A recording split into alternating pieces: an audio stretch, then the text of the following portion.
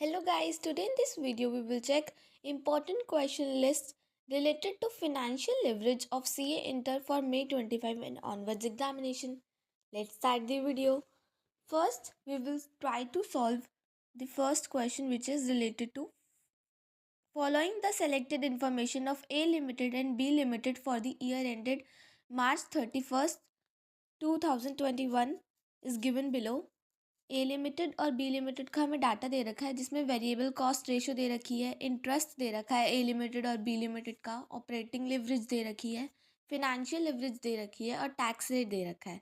You are required to find out EBIT हमें find करना है, फिक्स्ड कॉस्ट फाइंड करना है, सेल्स हमें फाइंड आउट करनी है and identify the company which is better placed with reason based on leverage. यहाँ पे हमें लिवरेज के बेसिस पे बताना है कि कौन सी जो कंपनी है वो बेटर है. ठीक है, यहाँ पे हमने सॉल्यूशन दे रखा है. यहाँ पे अब आप देखिए, यहाँ पे जैसे ना इन टाइप के क्वेश्चंस को सॉल्व करने से पहले क्या करना चाहिए, जैसे आप ये इनकम स्टेटमेंट बना लो ए लिमिटेड और बी लिमिटेड की. ठीक है, फिर ये जैसे sale minus variable cost contribution fixed cost EBIT, फिर माइनस करके ईबीटी, फिर माइनस करके टैक्स और पैट, ये सब लिख लो. और जो गिवन इन्फॉर्मेशन है रिलेटेड टू क्वेश्चन, जो मतलब क्वेश्चन में दे रखी है उसको आंसर में लिखने का ट्राई करो. अब जैसे हमें वेरिएबल कॉस्ट रेशो दे रखी है तो मैंने यहाँ पे आंसर के साथ में देखो वेरिएबल कॉस्ट के साथ में ए और बी में जो हमें दे रखी है वेरिएबल कॉस्ट रेशो मैंने वो लिखी है 60% और 50%.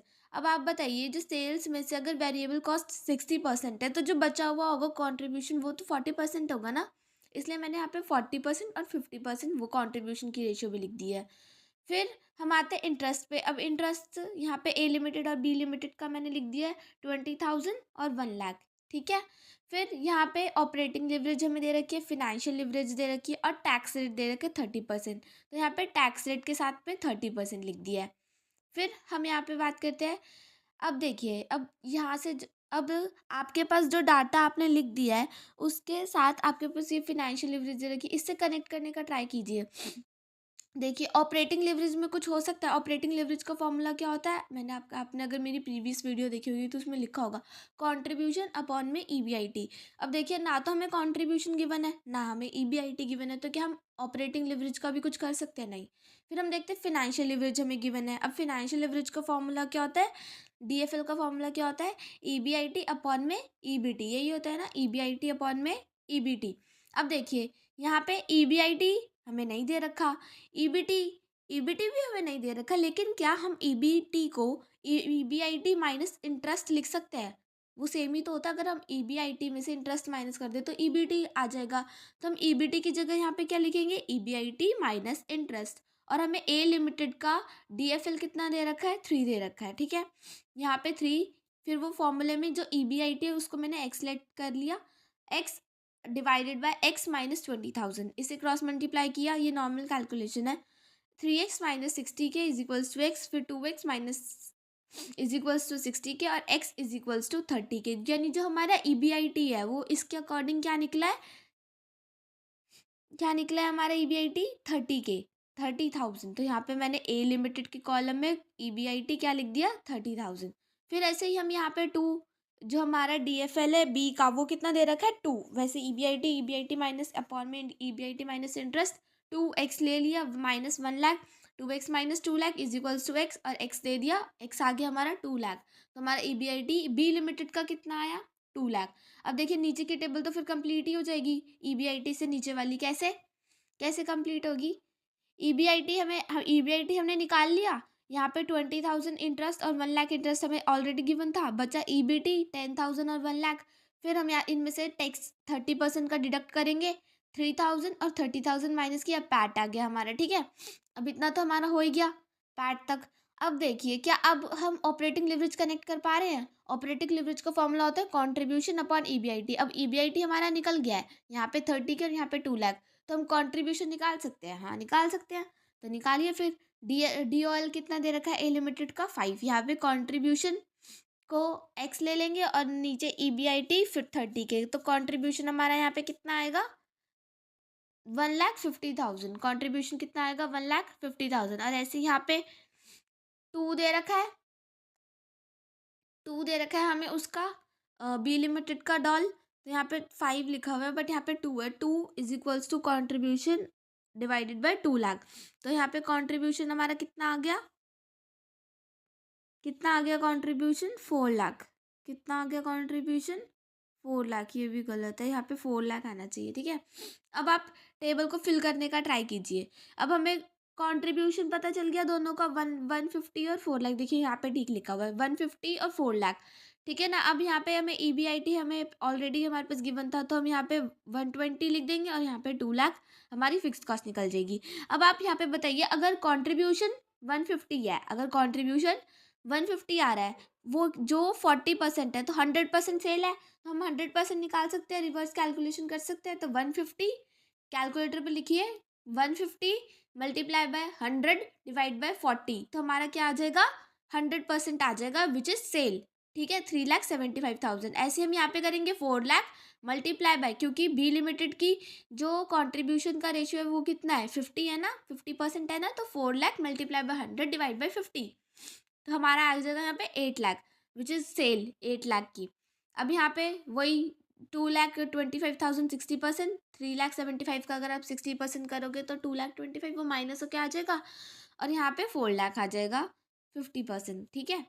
ये क्वेश्चन हमारा डन हो गया। अगर आप ये बेसिक क्वेश्चन, मतलब ये एक अच्छा क्वेश्चन है, अगर आप ये कर सकते हैं ना, तो आप कोई भी क्वेश्चन अटेम्प्ट कर सकते हैं, और आपको अटेम्प्ट करने चाहिए, ICI मॉड्यूल से ट्राई करते रहना चाहिए, ठीक है। और आप इसके पहले स्क्रीनशॉट ले लीजिए PDF का। ये रहा यहाँ पे 1 पेज, फर्स्ट पेज है ये हमारे PDF का, ये रहा सेकंड पेज, और ये रहा थर्ड, ठीक है। आप इसका स्क्रीनशॉट ले लीजिए। ऑल राइट, अब हम यहाँ पे आते हैं हमारे सेकंड क्वेश्चन पे, आप रीड आउट कीजिए। यहाँ पे है, from the following information extracted from the books of accounts of IMAX limited, ये IMAX लिमिटेड के बुक्स ऑफ अकाउंट से इन्फॉर्मेशन दी हुई है हमें।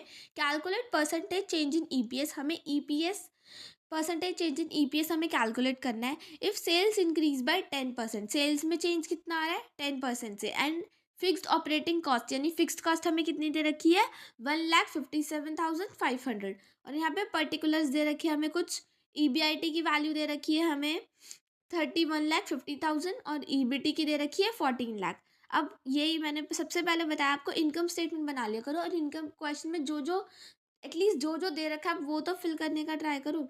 जैसे हमें EBIT first of all given था 31,50,000, EBT गिवन था 14 लाख, तो क्या हम इंटरेस्ट निकाल सकते हैं, हाँ निकाल सकते हैं, 17,50,000 आ जाएगा हमारा इंटरेस्ट, ठीक है। फिर हम क्या, मतलब 31,50,000 में से अगर आप 14 लाख माइनस करेंगे तो 17,50,000 हमारा इंटरेस्ट का आ जाएगा, ठीक है। अब हम क्या करते हैं, कि हमें फिक्स कॉस्ट भी गिवन है, अरे हाँ फिक्स कॉस्ट भी गिवन है हमें, तो 1,57,500 वो लिख देंगे, तो क्या हमारा कॉन्ट्रीब्यूशन आ जाएगा, अगर हम इन दोनों को फिक्स कॉस्ट को और EBIT को ऐड करेंगे, हाँ आ जाएगा, 33,07,500 हमारा कॉन्ट्रीब्यूशन आ गया, ठीक है। अब हमें क्या बोल रखा है निकालने को, आप रिलेट कीजिए। If sales in percentage change in EPS, हमें परसेंटेज चेंज इन EPS बोल रखा है, तो पहले हम ये जो इन्फॉर्मेशन हमें गिवन है इसके बेसिस पे हम डॉल DFL निकाल लेते हैं। डॉल कॉन्ट्रीब्यूशन अपॉन EBIT हमारा कितना आएगा, 1.05, DFL कितना आएगा, EBIT अपॉन EBT 2.25, और DCL हमारा आ जाएगा 2.3625। अब क्या देखिए, अब डॉल का जो फॉर्मूला 2 होता है, मैंने अपनी समरी नोट्स में बताया था, डॉल का फॉर्मूला 2 क्या होता है बताइए, परसेंटेज चेंज इन EBIT अपॉन में परसेंटेज चेंज इन सेल, ठीक है। अब क्या देखिए यहाँ पे आपने, क्या हमें परसेंटेज चेंज इन EBIT रिक्वायर्ड है निकालने के लिए, नहीं। क्या हमें सेल तो दे रखा है, पर रिक्वायर्ड जब EBIT नहीं है तो हम डॉल का फॉर्मूला क्यों लगाए। फिर हमारा आता है यहाँ पे DFL का फॉर्मूला क्या होता है, परसेंटेज चेंज इन EBT अपॉन में परसेंटेज चेंज इन EBIT, तो क्या हमें EBT निकालना है, नहीं। EBIT इसमें तो सेल भी नहीं गिवन है, तो ये तो नहीं होगा। फिर DCL चेक कीजिए, DCL का फॉर्मूला क्या होता है, परसेंटेज चेंज इन EBT अपॉन में परसेंटेज चेंज इन सेल, क्या। और हमें EBT, मतलब EBT PAT EPS हम इसमें कुछ भी यूज़ कर सकते हैं इंटरचेंजेबली, तो क्या हमें परसेंटेज चेंज इन सेल दे रखे, अरे हाँ दे रखे, और हमें EPS तो निकालना ही है, तो वो EPS आ गया ऊपर, और DCL की वैल्यू हमारे पास है, हम इसे क्या निकाल सकते हैं, परसेंटेज चेंज इन EPS निकाल सकते हैं 23.625%, ठीक है। अगर आप ये क्वेश्चंस जैसे मैंने बताया ना, सबसे पहले ना इनकम स्टेटमेंट लिख लिया करो, वो ईज़ी होगा, और उसमें जो जो क्वेश्चन में दे रखा है वो लिख लो, और फिर ट्राई करो कि किससे वो क्वेश्चन, मतलब पूरा क्वेश्चन सॉल्व हो रहा है, किससे कनेक्टिविटी बन रही है क्वेश्चन की, तो पूरा क्वेश्चन आपसे सॉल्व हो जाएगा। और आपको और भी क्वेश्चन ऐसे ऐसे प्रैक्टिस करना है। Make sure before leaving don't forget to like and comment and subscribe my channel. Thank you for watching, bye.